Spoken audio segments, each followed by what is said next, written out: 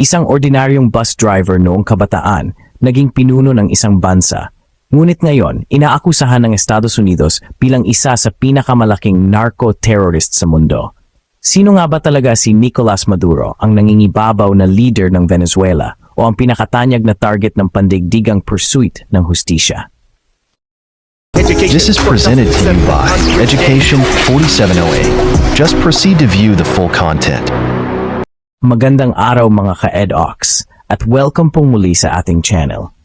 Sa mga hindi pa nakapag-subscribe sa channel ko, mag-subscribe na kayo para lagi kayong updated sa ating mga talakayan araw-araw. Kaya tara na! Sa isang lungsod na puno ng buhay at kasaysayan, ipinanganak si Nicolas Maduro, isang simpleng anak ng manggagawa na haharap sa pinakamalalaking hamon ng politika sa kanyang bansa. Mula sa pagiging bus driver at unionista, umakyat siya sa pinakamataas na posisyon sa Venezuela at ngayon nakaharap sa malulubang paratang mula sa Estados Unidos. Sino ba talaga si Nicolas Maduro? At bakit siya inakusahan ng US? Samahan niyo ako, alamin natin ang buong kwento. Ipinanganak noong Nobyembre 23, 1962 sa Caracas, Venezuela. Si Nicolas Maduro, Moros ay anak ng isang union activist. Ang kanyang pagkabata ay simple at sa murang edad, natutunan niya ang kahalagahan ng pakikibaka para sa karapatan ng manggagawa. Nagsimula siya bilang bus driver sa Caracas Metro, kung saan aktibo siya sa union at nagsimulang ipaglaban ang karapatan ng mga manggagawa.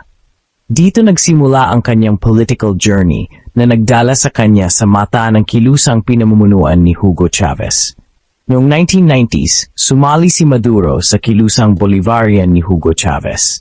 Nang maging National Assembly member siya noong 2000, ipinakita niya ang kanyang kakayahan bilang diplomat at leader at kalaunan. Itinalaga siya bilang Minister of Foreign Affairs mula 2006 hanggang 2012.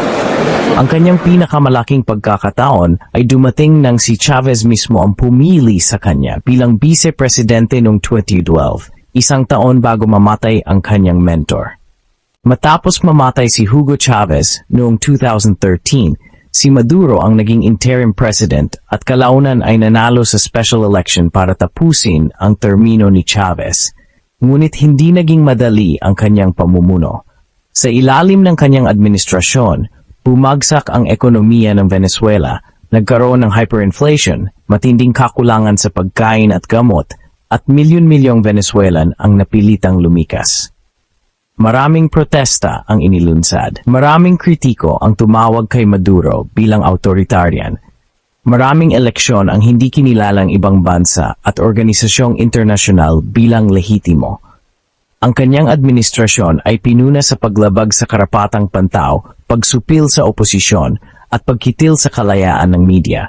Sa kabila nito, nanatili siyang matatag sa kapangyarihan, suportado ng ilang militar at alyado.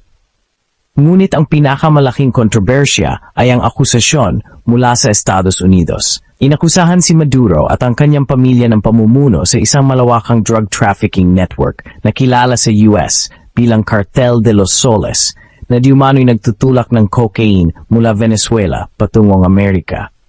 Kasama sa kaso ang mga paratang ng narco-terrorism conspiracy, cocaine importation conspiracy at possession ng machine guns at destructive devices.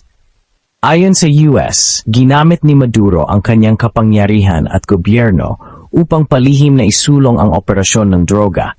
Ang militar, diplomats at iba pang opisyal ay kasangkot sa operasyon. Ang lahat ng ito ay may kasamang banta ng life imprisonment kung mapatunayan sa federal na korte sa Amerika. Hindi tinanggap ni Maduro ang mga paratang at tinawag itong politically motivated. Ngunit ang sitwasyon ay nagdala ng tensyon sa pagitan ng Venezuela at Estados Unidos at naging pandigdigang issue tungkol sa soberanya ng bansa at internasyonal na batas. May mga sanctions na ipinatupad laban sa kanya at sa kanyang pamilya at patuloy ang pressure mula sa internasyonal na komunidad. Si Nicolas Maduro, mula sa simpleng anak ng manggagawa, naging pinuno ng bansa at ngayon ay harap sa mga paratang na maaring baguhin ang kanyang kasaysayan. Isa ba itong laban sa droga o isang laban sa politika, iyan ang patuloy na palaisipan sa mata ng mundo. Ano sa tingin mo, si Maduro ba ay biktima ng politika o totoong sangkot sa droga? I-comment ang opinyon mo sa ibaba. At ito ang Edox TC na nagsasabing sa bawat panahon at pagkakataon sa katotohanan dapat nakatuon. Hanggang sa muli, paalam.